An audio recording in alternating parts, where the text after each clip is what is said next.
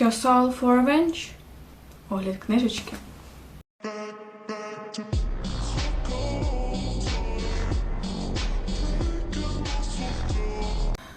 Коротко по сюжету. Це продовження Soul Trilogy, але вже не з героями, які були в Her Soul to Take, а з Джуніпер і Зейном. Ми їх зустрічали в першій книжці, і по сюжету ми повертаємося в місто Абелаум і дивимося на історію Джуніпер. Джуніпер була першою жертвою в культі Лібері. Її хотіли принести як першу жертву, коли їй було 15, але так стається, що вона змогла вибратися з тої шахти. Вона втекла, її переслідували, вона ховалася. Коли вона втекла в перший раз, її шукали її батьки, брат і так далі, поліція. І розказавши все, що вона пережила, їй, звісно ж, ніхто не повірив, що їй там хотіли принести жертву, що її скинули в шахту, і взагалі, що півміста – це мішані окультисти. Тому її до 18 років закрили у психічній лікарні. Досягнувши 18-ліття, вона з того місця виходить і більше нікому не довіряє. Єдине її бажання – це втікти, вижити і, звісно ж, помститися. Доволі важко, за нею гоняться монстри і так далі. В той же час у нас є демон на ім'я Зейн, який є найкращим другом Леона з першої частини. Він чув про історію Джуніпер, і в той момент, коли вона вже вийшла з лікарні, він почав її переслідувати. Вони навіть один раз перетнулися, і вона не сприйняла його серйозно, вона його злякалася і так далі, тому єдине, що він сказав, що маленький вовчення, тобі ще треба вижити, і коли ти будеш готова, я до тебе повернусь. Проходять ще декілька років, і ось з перших подій жертвоприношення проходить майже 6-7 років, і Зейн знову приходить до Джуніпер. Йому дуже хочеться отримати її душу. Він насправді розраховував, що вона просто забажає заховатися, мати спокійне життя і так далі, в обмін на душу. Але Джуніпер не проста дівчина, і вона забажала, щоб він допоміг їй помститися. І не просто вбити там головного цього в Лібері, або подругу, яка її зрадила і привела на той культ. Вона хоче знищити абсолютно кожного, хто був там присутній. Вона хоче знищити абсолютно повністю всю цю організацію, щоб від неї не залишилось і сліду. Це він розуміє, що угода доволі важка, але він дуже був зацікавлений в її душі, в її персоні. І вони заключають угоду. І основна задача сюжету і цієї парочки – це її виконати. Тут сюжетні події переплітаються спочатку з флешбеками Джуніпер, тобто ми повертаємося в минуле, потім поступово ми перетинаємося з сюжетними подіями першої книжки, а потім маємо своє фінальне завершення. Плюси і мінуси. Це прекрасна, гаряча і цікава книжка. Насправді, я не розраховувала, що мені друга сподобається більше, ніж перша. Мені не дуже сподобався Зейн в першій книжці, він мене не зачепив, але прочитавши цю частину, це дуже гаряче, тут цікавий сюжет. Так, враховуючи, що ми знаємо приблизну суть того, що будуть робити Джуніпер і Зейн з першої частини, тому що ми знали, що вони хочуть і вони помстяться, це очевидно. Але на моє здивування, це було не так просто, як здалося мені при прочитанні Her Soul to Take. Тут доволі детально описується, як вони боролися і взагалі в цілому. Є плюсом, я б не назвала це прям від ворогів до коханців, але у неї доволі запальний характер у головної героїні, і вона скептично поставилася до демона. І оця її відстороненість, холодність, оці побудова стін в голові до її серденька і так далі, будує доволі приємну концепцію стосунків, що теж є плюсом. Щодо мінусів. Один єдиний мінус – це те, що не можна продати душу цим демонам, їх взагалі нахуй не існує! I should get some sleep.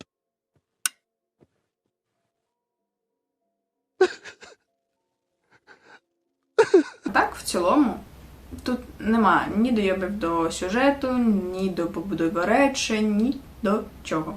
Тут теж є тригер-ворнінги. Єдиний, до речі, нюанс, тут тригер-ворнінги, як і в першій книжці, мені здається, вони переховані за дрібним текстом. Ось тут. Це не прям дуже недолік, але насправді, мені здається, мало хто буде звертати увагу на контент-ворнінг, знаючи, що тут є нудна інформація.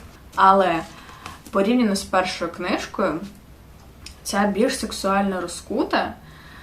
Тут присутні більшість моментів, які були в першій, але воно так описано динамічно, емоційно, яскраво, наче ти прийшов в клуб, прийнявши рішення відпустити абсолютно всі проблеми свого життя, просто піти, відриватися, дозволяти собі абсолютно все, мріяти, бажати, робити. І оце емоційне звільнення душі і розкутості відчувається при прочитанні цієї книжки.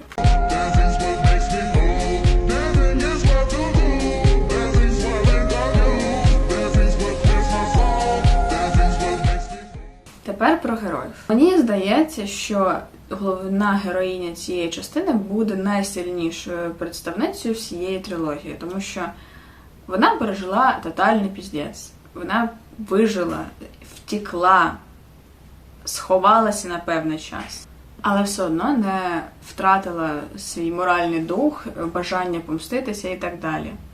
І в цілому вона доволі вперта, доволі сильна, і її дуже добре можна описати тим, що коли ти бачиш Джуніпер, особливо її вороги, то в першу чергу вони бачать 15-річну дівчинку, яку вони майже могли принести в жертву, але насправді Джуніпер вже не та дівчинка, вона може дати вам такої пізди, що вам навіть не снилося. She's just one girl. That one girl is kicking our ass. Щодо головного героя. Прочитавши першу книжку, він мені не здався якимось таким привабливо особливим. Але я забираю свої слова назад. Його характер і, мені здається, поведінка тут більш детально розкривається. Тут немає того, що він там тікає від своїх почуттів і все інше. Він визнає все, що йому хочеться, все, що він відчуває. І основна складова Зейна – це, якщо об'єднати ось це,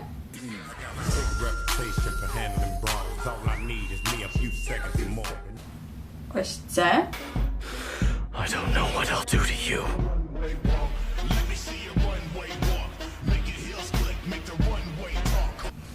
і ось це. Взагалі-то я перелесник. Це трошки інше. Потрібна допомога. Не бійся, не свій. Так, за характером головний герой цієї книжки, він прям випробовує мене емоційно дуже-дуже сильно. Це книжечка 18+, і порівняно з першою, вона тут відчувається набагато гарячішою, хоча тут нема чогось прям дуже абсурдного, але тут є сцени, які можуть випробовувати читача на адекватне сприйняття, тому що тут є такі штуки, які тебе дивують. Є сцени, в яких навіть для мене було здивування, що мені таке може сподобатися. І в цілому Зейн був відкритим персонажем в сексуальному контексті, тому що в більшості випадків він домінує над Джуніпер, тому що в їх угоді він отримав її душу, її тіло, абсолютно її всю. Але у нього буває настрій помінятися місцями, і він не проти, щоб вона подомінувала над ним. Бо він, як і вона, любить біль. І це настільки золота комбінація, коли можна і так, і сяк. Here are the ground rules. You can punch me, kick me, pull my hair. I am A-OK being stabbed. Biting and scratching are on the table. You can use fire. These are the ground rules? Is there anything off limits? Damn, man. You got something really sick you want to do, huh? No. Читаючи цю книжку, за метром я не пішла. Мені прийшлось шукати абсолютно всі продовгуваті предмети в хаті для того, щоб зрозуміти, що з цього моя рука не зможе обхватити.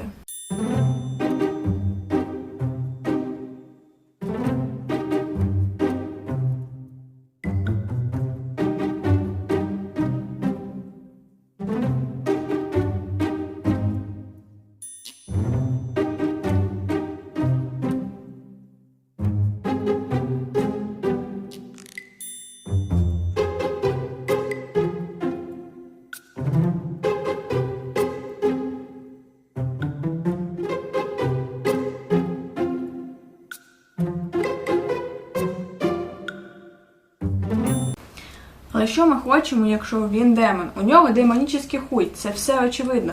Тут ми не дойобуємося за нереалістичність. Він демон, йому можна все.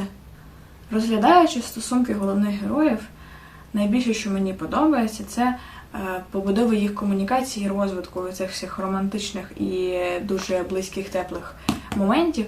Це те, що ми починаємо з невеличкої ненависті, недовіри, внутрішньої боротьби, бо Джуніпер не звикла, що хтось їй допомагає, що вона може комусь довіряти і так далі. І оце поступово розкривається, зміцнюючи їх стосунки спільною метою помститися. І ця спільна мета робить їх доволі сильною і потужною парою. І коли вони помстилися, вони стали дуетом, який неможливо перемогти. І це неймовірно читати, що все, у них є зв'язок, і вони просто їбашать цей світ.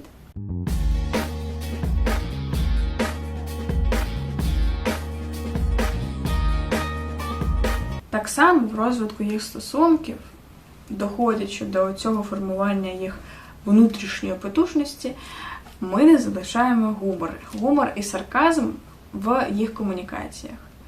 Тому що Джуніпер не одразу це визнавала вголос для себе і для Зейна, що вона до нього прив'язується, але діями, сексуальним підтекстом і комунікаціями все ж таки це було видно, і побудова їх невеличких оцих жартів теж додає доволі приємної атмосфери. Ці костюми покоївки більше схожі на білизну. Так, в цьому є сенс. Тобі варто купити цей. Тобі варто. Я би в цьому виглядала абсурдно. Фак. Я б виглядав неймовірно гаряче в цьому костюмі. І все ще міг добре тебе відтрахати. Демонічна покоївка до ваших послуг. Боже, перестань. Знайди свій розмір. Ну і, звісно, куди без милих моментів. У мене тут не так багато виділено фраз, цитат Зейна, які би мене захопили порівняно з Леоном. Але найважливіше, мені здається, в побудові їх стосунків від цих милих фраз, які він їй казав, це те, що він намагався до неї донести, що ця угода – це не просто помста, це не просто тому, що мені треба твоя душа, а тому, що ти більше не сама, і я не хочу, щоб ти це сприймала, що ти просто зі мною щось заключила, і мені похуй. Ні. Після того, як ми заключили цю угоду, ти мене будеш турбувати до кінця мого і твого життя. I lost my mind. I don't mind. Це рахується як Dark Romance, тому що тут підіймається перевірка морального компасу в сексуальному контексті. Тут присутні дарк-теми більш соціальні, але, на мою думку, не такі розповсюджені, як у реальному житті, але все ж таки змушує тебе хвилюватися за персонажку. Можливо, просто не так сильно, щоб серденько дуже тьохкало. Тому як Dark Romance я поставлю десь 5-6 із 10. Якщо оцінювати книжку в цілому, то, можливо, з романтичним контекстом мені все одно більше сподобалася перша. Але якщо орієнтуватися на персонажа, то друга набагато краще. По сюжету, тут ми все одно знаємо, що чим закінчиться, тому це не змушувало мене хвилюватися. Хоча це описано більш детально, ніж я розраховувала. Тому я би поставила цій книжки десь 7-8 з 10. Ну, трошки емоційно вона не дотягнула до мене, але вона все одно дуже непогана, і я би її рекомендувала, як і першу. На цьому, я думаю, все. До нових книжок.